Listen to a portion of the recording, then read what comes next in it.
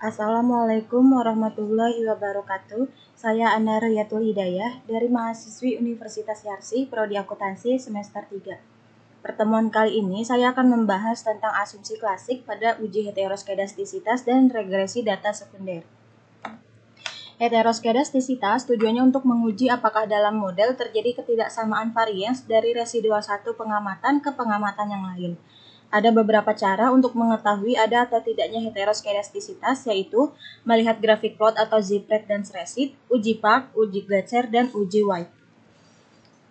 Grafik scatter plot melihat antara nilai prediksi variabel dependen yaitu Z-Pret dengan residualnya Sresit. Deteksi ada tidaknya heteroskedastisitas dapat dilakukan dengan melihat ada tidaknya pola tertentu pada grafik scatter plot antara Sresit dan Z-Pret yang telah diprediksi.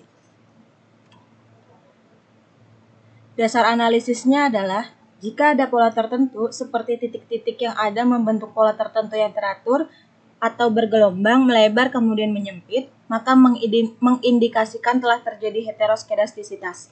Jika tidak ada pola yang jelas, serta titik-titik menyebar di atas dan di bawah angka 0 pada sumbu Y, maka tidak terjadi heteroskedastisitas. Langsung aja kita ke aplikasi SPSS-nya. Di sini saya sudah ada data Excel-nya, data sekundernya, yang mana sudah ada jumlah dari residual satunya. Langsung aja ke caranya, kita klik Analyze, Regression, lalu Linear. Di sini pada dependen kita masukkan keuntungan, lalu pada independen kita masukkan aset dan harga saham. Pada plots, di kolom Y kita masukkan yang Sresit, yang X kita masukkan yang Z-Pret. Lalu klik Continue, oke.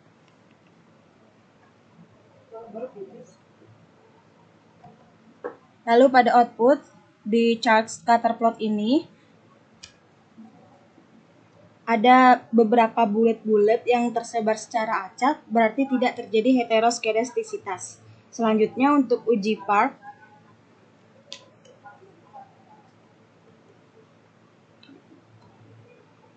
uji heteroskedastisitas dengan uji Park menurut Ghazali mengemukakan metode bahwa varians atau S2 merupakan fungsi dari variabel-variabel independen. Apabila koefisien parameter beta dari persamaan regresi tersebut signifikan secara statistik, hal ini menunjukkan bahwa dalam data model empiris yang diestimasi terdapat heteroskedastisitas, dan sebaliknya jika parameter beta tidak signifikan secara statistik, maka asumsi homoskedastisitas pada data model tersebut tidak dapat ditolak. Kriteria uji Park menurut Ghazali adalah jika nilai probabilitas lebih dari 5% atau 0,05, maka dikatakan tidak terjadi gejala heteroskedastisitas.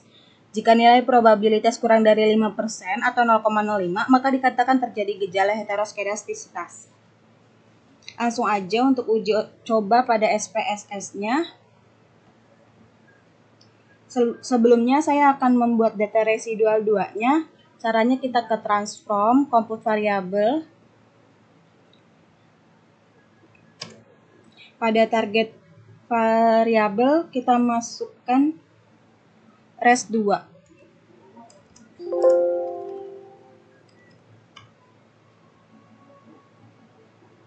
Lalu pada function group kita masukkan yang all. Untuk function and specialist variable kita masukkan yang ABS.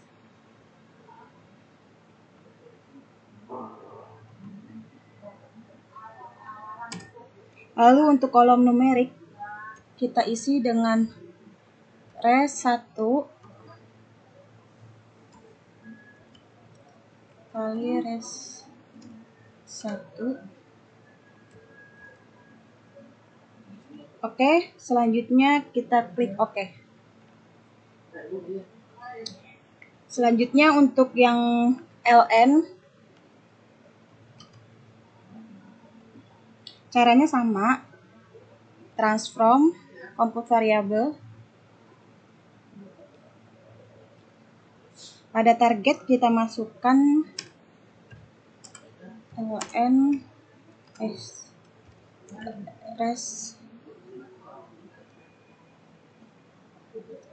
2.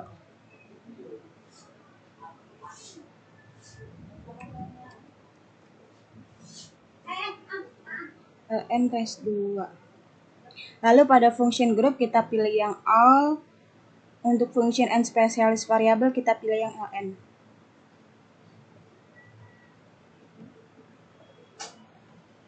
Pada kolom numerik kita masukkan ln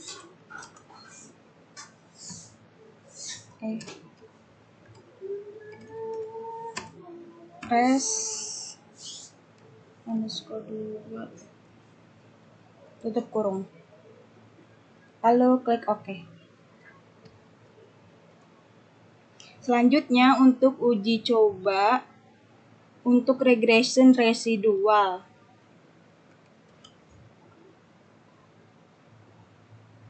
Caranya klik analyze, regression, lalu linear.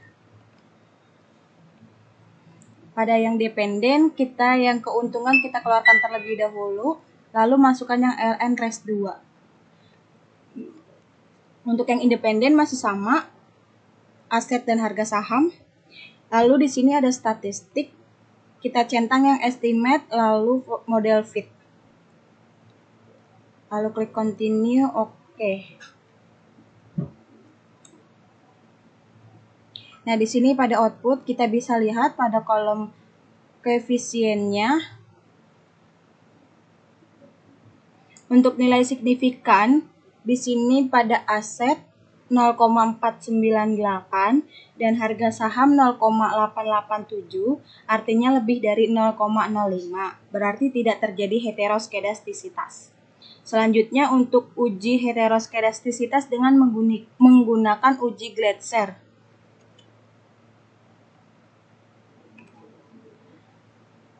Uji Gletser yaitu meregresi nilai absolut residual terhadap variabel independensi. Jika variabel independen signifikan secara statistik mempengaruhi variabel dependen, maka ada indikasi terjadi heteroskedastisitas. Hasil tampilan output SPSS dengan jelas menunjukkan bahwa tidak ada satupun variabel independen yang signifikan secara statistik mempengaruhi variabel dependen nilai absolut atau absolut.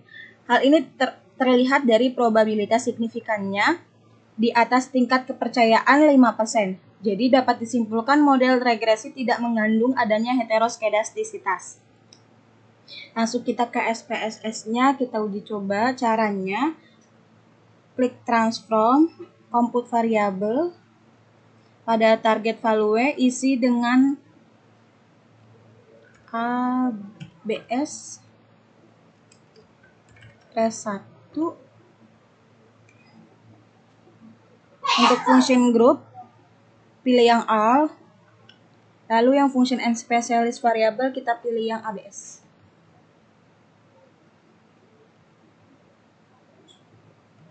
Lalu pada kolom numerik,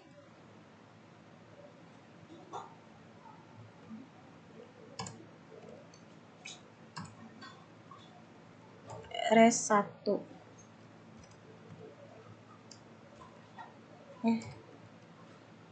Selanjutnya oke.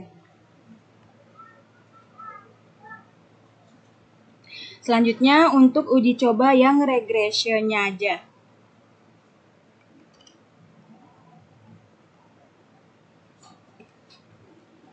Pengertian regresi. Analisis regresi adalah studi mengenai ketergantungan variabel dependen atau terikat dengan satu atau lebih variabel independen, variabel penjelas atau bebas, dengan tujuan untuk mengestimasi dan atau memprediksi rata-rata populasi atau nilai rata-rata variabel dependen berdasarkan nilai variabel independen yang diketahui. Tujuannya, hasil analisis regresi ini adalah koefisien untuk setiap variabel independen. Koefisien ini dihasilkan dari prediksi nilai variabel dependen dengan persamaan.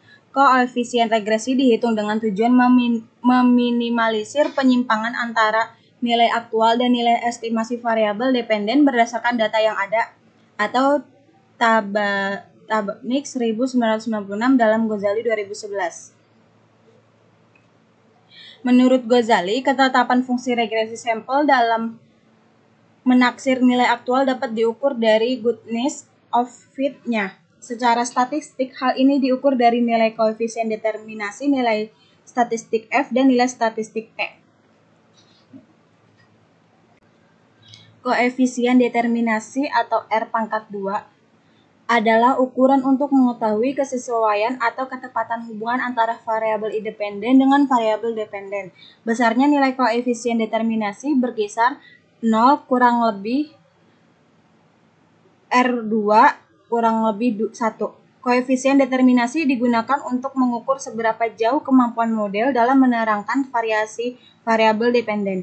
Kebanyakan penggunaan koefisien determinasi atau R kuadrat dalam SPSS diambil melalui nilai adjusted R pangkat 2. Nilai yang mendekati 1 berarti variabel-variabel independen memberikan hampir semua informasi yang dibutuhkan untuk memprediksi variasi dependen. Adjusted R kuadrat digunakan karena nilainya tidak terpengaruh oleh banyaknya variabel independen. Langsung aja kita ke caranya. Pada SPSS, klik Analyze Regression lalu Linear. Pada dependen di sini kita keluarkan dulu yang ln, lalu masukkan yang ABS res 1.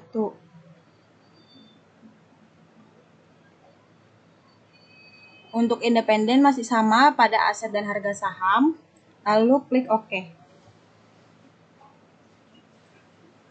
Nah, pada output di kolom koefisien, nilai signifikannya untuk aset 0,491, lalu pada harga saham 0,880. Artinya di atas 0,05 berarti tidak terjadi heteroskedastisitas. Untuk selanjutnya, analisis linear berganda.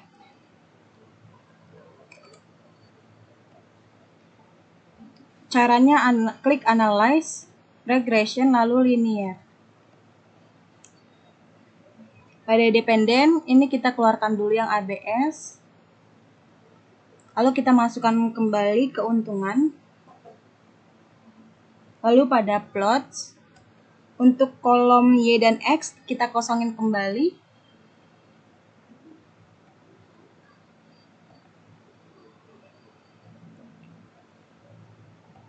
Continue, lalu OK. Nah, pada output di sini kita bisa lihat pada kolom model summary untuk nilai adjusted R square-nya 0,955. Berarti hasil dari adjusted R square-nya 0,955% dari dependen keuntungan, harga saham, dan aset. Sisanya 100% dikurang 0,955% adalah 4,5%. Berarti nilai adjusted R square berpengaruh pada nilai saham dan aset. Selanjutnya uji F.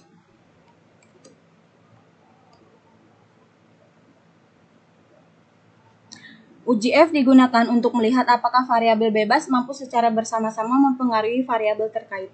Nilainya dapat diambil dari tabel ANOVA atau B dalam SPSS. Kriterianya adalah F hitung lebih dari F tabel atau nilai probabilitas signifikannya kurang dari 0,05. Jika memenuhi kriteria, artinya semua variabel independen berpengaruh secara simultan atau bersama-sama terhadap variabel dependen. Bisa kita lihat pada output di kolom ANOVA, pada output yang ini, nilai F-nya hasilnya 96,681, lalu nilai signifikannya 0,000 pangkat B, berarti lebih kecil dari 0,05. Dapat disimpulkan harga saham dan aset berpengaruh pada dependen. Pada dependen variabel keuntungan. Lalu untuk uji T, selain mengetahui kemampuan secara bersama-sama, variabel bebas menjelaskan variabel terkait, juga perlu mengetahui apakah setiap variabel bebas juga berpengaruh terhadap variabel terkaitnya. Untuk pengujian ini digunakan uji T. Kriterianya adalah T hitung lebih dari T tabel atau nilai probabilitas signifikan kurang dari 0,05. Jika memenuhi kriteria, artinya semua variabel independen berpengaruh secara individual terhadap variabel dependen. Kita lihat pada outputnya di kolom koefisien untuk nilai T-nya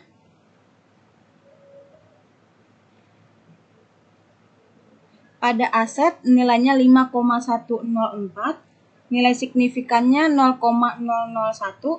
pada harga saham nilai T-nya 5,955 dan nilai signifikannya 0,001 yang mana lebih kecil dari 0,05 dan dapat disimpulkan variabel keuntungan mempengaruhi aset dan harga saham. Untuk yang harga saham dan aset berpengaruh positif pada variabel keuntungan. Jadi keuntungan akan naik apabila aset dan harga saham meningkat. Cukup sekian video dari saya. Wassalamualaikum warahmatullahi wabarakatuh.